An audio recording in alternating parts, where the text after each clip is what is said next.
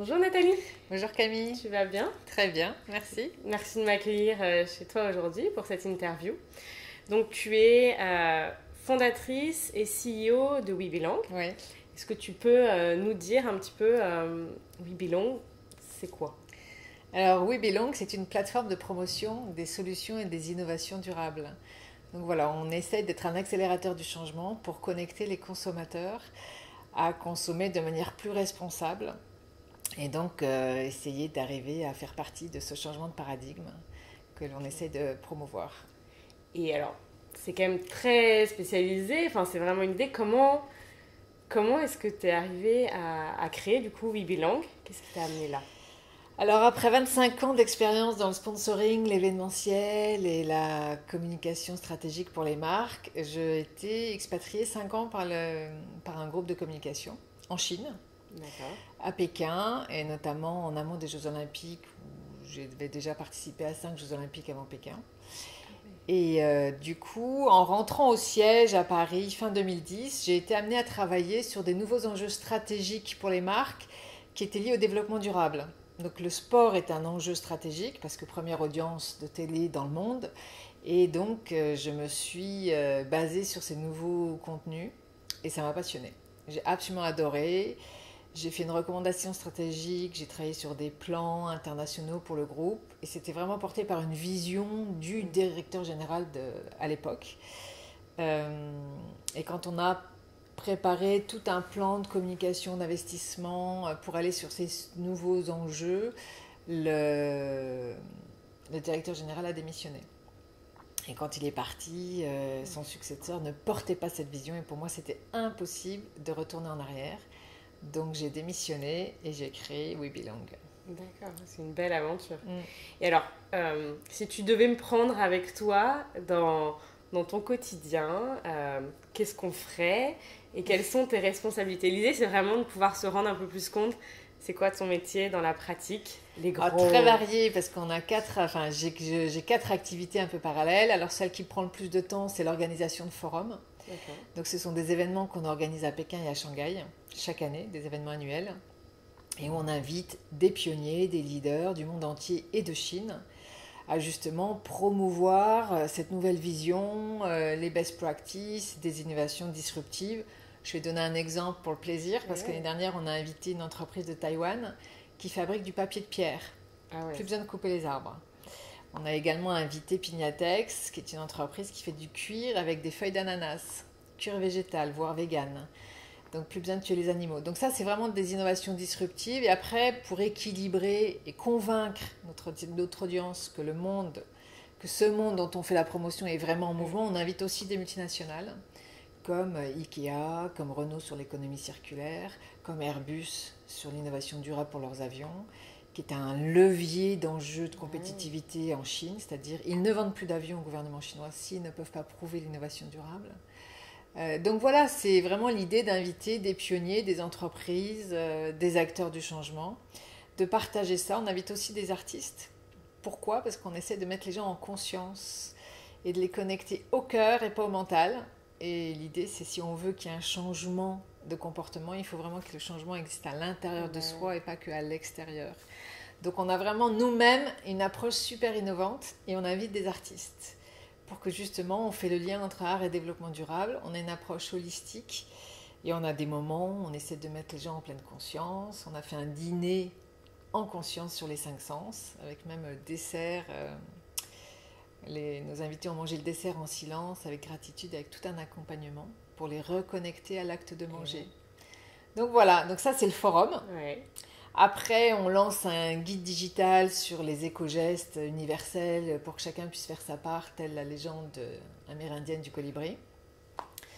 Maintenant, on vient de lancer un partenariat. On a été approché par 2 organisations de Shanghai et on va participer à une exposition qui est annuelle et qui accueille jusqu'à aujourd'hui entre 8 à 10 000 personnes. Et donc, on va vraiment maintenant faire cette exposition et le forum en même temps. Et faire en sorte que l'exposition ne soit pas juste un marché où on vient consommer de la nourriture bio, des marques respectueuses de l'environnement, enfin des marques éthiques, mais vivre une expérience et remettre les valeurs au cœur de l'exposition. Voilà, et puis aussi je donne des conférences dans les entreprises où ou dans les universités pour expliquer cette nouvelle vision du monde de demain. D'accord. Voilà. Donc ma journée type, on est une start-up, parfois on est 2, parfois on est 5, on a aussi toute une équipe de bénévoles qui nous entourent. Mais voilà, c'est la vie d'une start-up, on touche à tout. Alors une journée type, c'est complexe quand on est... Voilà, moi avant j'étais dans un grand groupe avec toute une équipe, 50 personnes, donc tout était bien segmenté. Et là, je fais pas mal de déplacements en Chine. Alors l'idée, c'est qu'on a plusieurs axes. Par exemple, pour l'événement qui nous prend le plus de place, eh bien, c'est de faire les invitations des speakers, les sélectionner, mettre en place un programme, assurer la promotion média. Et là, on a eu justement le renouvellement d'un partenariat avec une télé chinoise qui nous fait le live stream. Et l'année dernière, on a eu 127 000 personnes qui ont suivi notre événement de Shanghai. Et là, notre objectif, c'est multiplier par 3 ou par 5. Parce que là, c'est la 3e année, c'est ça? Là, c'est la 3e année. L'édition 1, on a été labellisé COP21. L'édition 2, en faisant un égo de télé 2 jours avant l'événement, on a eu 127 000 personnes. Donc là, on veut vraiment redimensionner l'événement et aller, j'espère, à 500 000. Et l'année 3, on vient, voilà, c'est un scoop, puisqu'on vient d'avoir le soutien de l'ONU Environnement. Ah ouais. Voilà, donc on fait notre petit bout de chemin, mais step by step. Dans le secteur événementiel, on dit toujours qu'il faut 3 ans pour qu'un événement puisse prendre sa pleine mesure. Donc j'espère bien que c'est la 3e année avec... parce qu'on souffre quand même quand on est dans une start-up, parce qu'on ne compte pas ses heures. Moi, j'ai rajouté une difficulté, c'est-à-dire j'ai décidé de continuer à vivre en France et de faire ça en Chine. Donc j'organise quand même des événements qui ont lieu à 10 000 km de là où je vis. Oui, tu t'es simplifié la tâche. Au départ, je pensais peut-être qu'on retournerait vivre en Chine. On avait adoré l'expérience, les enfants avaient adoré. J'ai 3 enfants et pour eux, c'était un peu chez eux. Donc quitter Pékin, ça avait été un vrai déchirement. D'accord. Et au fur et à mesure où j'ai découvert les enjeux, les défis écologiques, c'était impossible pour moi en tant que mère de ramener mes enfants vivre dans une telle pollution. La pollution de l'air visible et la pollution de l'eau et alimentaire invisible. Donc j'ai la chance d'être européenne et d'avoir le choix de ne plus y vivre et de faire des déplacements. Mais pour les Chinois, eux, ils n'ont pas le choix, ils restent. Oui, donc ils doivent agir. Ils s'empoisonnent tous les jours et voilà. D'accord. Et du coup, dans toutes ces facettes de ton métier, qu'est-ce qui te plaît le plus? Qu'est-ce que t'aimes? Et quels sont, alors tu as un peu parlé, les inconvénients et les challenges de ce nouveau métier? Alors, ce que j'aime le plus, c'est que j'ai redonné du sens à ma vie. Je me lève le matin, j'ai vraiment l'impression de participer à une formidable aventure, de remettre un monde à l'endroit, puisqu'on marche sur la tête dans notre modèle économique actuel, et de justement œuvrer pour remettre l'humain et l'environnement au cœur du modèle économique. J'adore, et je rencontre des personnalités juste fantastiques. Donc ça, c'est passionnant. Voilà, ça me passionne. Donc j'ai la chance de faire maintenant quelque chose. Bon, j'ai eu de la chance d'avoir un métier qui était passionnant aussi. Donc je travaillais sur les grands événements, je voyageais pas mal, c'était aussi sympathique. Mais là, vraiment, c'est faire partie de cette formidable aventure des changemakers et qui, justement, avancent pour dessiner une autre vision du monde. Et oui. Après, les inconvénients, oui, c'est des petites structures, on manque de moyens. Voilà, quand on dit qu'il faut 3 ans, il faut 3 ans pour que les sponsors nous fassent confiance, pour que les grandes institutions nous soutiennent. Enfin voilà, donc là, on a cette chance. Je pense que d'avoir le soutien officiel de l'ONU Environnement, alors qu'on est une start-up, c'est notre 3e année, c'est pour nous super important d'être reconnus. Et d'ailleurs, c'était formidable puisqu'ils ont dit pourquoi faire quelque chose comme tu le fais, alors on le ferait moins bien. Donc autant soutenir une initiative qui nous a séduites et l'approche très innovante les a séduits, donc c'est assez chouette. C'est super chouette. Enfin, je veux dire, bravo, parce que franchement, c'est quand même c'est une reconnaissance d'une organisation. Oui, ça va nous faciliter la vie parce que voilà, on va pouvoir dire que ça y est, on est. Ouais. Et puis ça montre que le sens que toi tu donnes, il est aussi capté par. Oui, c'est ça. C'est vrai. L'extérieur. Donc c'est vrai. C'est aussi sympa. Quoi. Et puis les inconvénients, voilà, on n'a pas assez de moyens. Donc, et pour embaucher, etc. Donc j'ai beaucoup de jeunes collaborateurs qu'il faut former, sauf que les journées sont courtes. Donc c'est un petit peu c'est un peu l'écueil de quand on crée une initiative du premier moment. Mais après, c'est aussi très satisfaisant d'avoir plus de liberté. Et oui. Et les qualités personnelles, les compétences dans toutes ces facettes-là, qu'est-ce qui te semble être le plus important Bon, bah, en ce qui me concerne, il fallait de l'audace, du courage et de la persévérance. Parce que je suis partie sans rien, avec mon bâton de pèlerin, en disant voilà ce que je veux faire, voilà ma vision. Et la difficulté, c'est quand on n'a rien créé, c'est de convaincre à amener les premiers soutiens. Et finalement, quand on y croit, ben, c'est un peu le précepte de la pensée positive. On attire le positif. Donc moi, j'ai toujours cru que ça allait se mettre en place. Et l'équilibre entre ta vie privée et ta vie personnelle, t'arrives à le gérer? Non, c'est compliqué. Terrible les 2 premières années. Terrible, faut le reconnaître. C'est-à-dire qu'il y avait une vraie dualité. Peut-être que j'aurais pas dû faire tout ce que j'ai mis en place, un dîner, enfin voilà, vouloir vraiment inviter les artistes, faire des capsules créatives, enfin voilà, mon exigence était très élevée parce que je voulais mettre en place mon expertise. Et puis me dire que plus le projet serait bien de qualité, plus ce serait facile pour après continuer le chemin. Et donc, c'est vrai que mes enfants me voyaient du matin au soir avec un ordinateur sur les genoux, dans la voiture en vacances. Enfin voilà, Tu vivais We Belong. Oui, trop, parce que du coup, je prône des valeurs que je n'appliquais pas dans ma vie personnelle. Et là, la deuxième année était très difficile. C'était étonnant, mais plus difficile que la première, en termes de réalisation opérationnelle.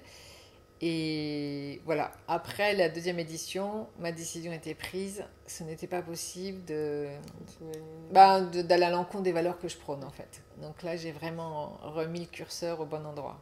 C'est bien. Ouais. C'est courageux aussi. Et du coup, depuis que tu as commencé, depuis que tu as créé We Belong, tu t'as parlé un peu des forums, comment est-ce que tu as fait évoluer ton métier et comment tu le vois?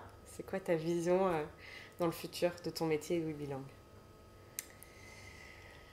Alors, c'est une bonne question. Je ne sais pas.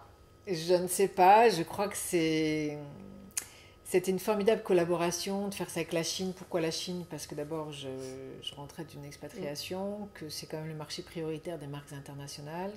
C'est toujours un pays en forte croissance. Et finalement, c'est là où se sont trouvés les défis de pollution. L'idée, c'est qu'on ne soit pas marqué que Chine. J'ai été invitée aussi à faire peut-être un événement au Maroc. Enfin, on m'a proposé dans plusieurs endroits. Est-ce que je vais après?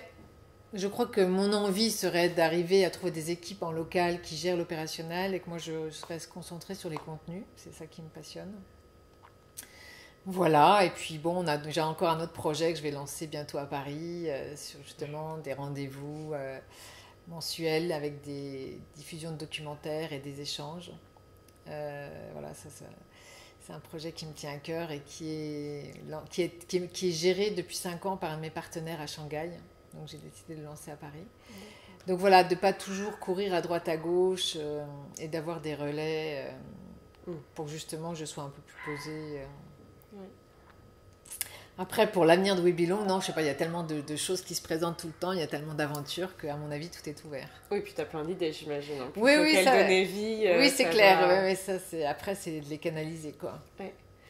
Et alors, quand on lance son entreprise, alors je ne vais pas parler de salaire ou de revenus, mais est-ce que là où tu en es à l'heure actuelle, tu considères que l'alignement entre ce que tu peux te verser et le travail que tu fournis est aligné? Pas encore? Non, parce que je suis en phase d'investissement et on a dit phase d'investissement 3 ans, justement, pour après, voilà, au bout de 3 ans, c'est d'avoir un retour, c'est-à-dire de me rembourser de l'investissement du projet, pour qu'après, voilà.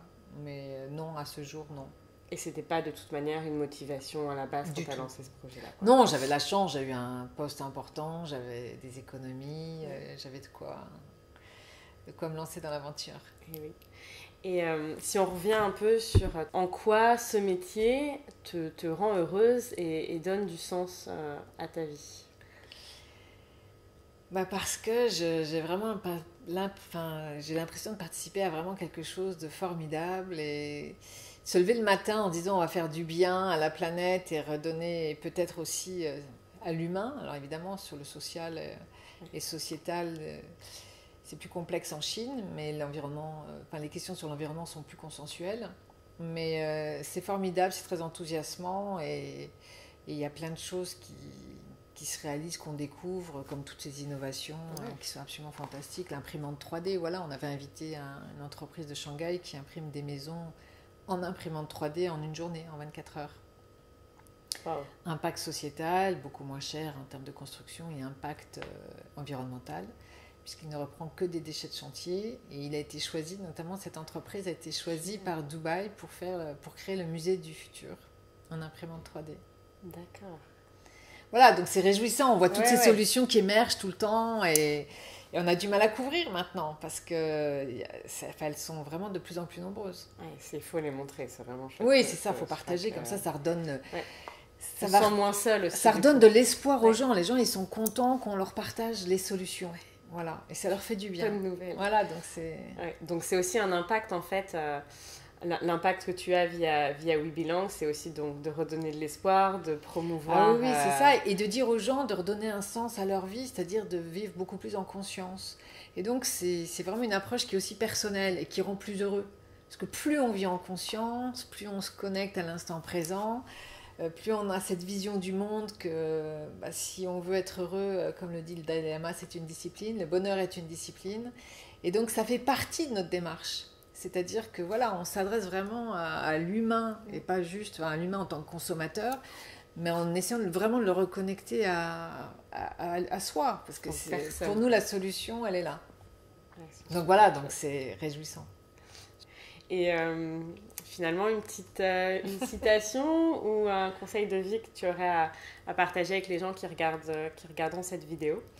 C'est juste pour rebondir sur ces dernières phrases. Comme quoi la vie elle est comme un miroir, et si tu lui souris elle te renvoie cette image. Donc voilà, n'hésitons pas à nous lancer dans cette aventure et de se reconnecter à soi-même. Et à sourire si tu écoutes. C'est ça, c'est un peu l'idée de comme quoi le bonheur c'est une discipline, et qu'on ne peut pas continuer à se plaindre de ce qui se passe au niveau du travail, de l'entreprise, de la société. N'hésitons pas à nous y impliquer. Chacun est un acteur du changement. Nous, on reprend beaucoup la métaphore du colibri, enfin la légende du colibri, que chacun fasse sa part. Et oui, et que parfois il faut changer aussi nous. C'est indéniable. Pour moi, le changement extérieur n'arrivera que par le changement intérieur. Okay. Merci beaucoup, Nathalie. Merci, Camille. J'espère que cet échange vous aura inspiré. Vous pouvez retrouver toutes les vidéos d'interviews sur le site Inspire-moi un métier.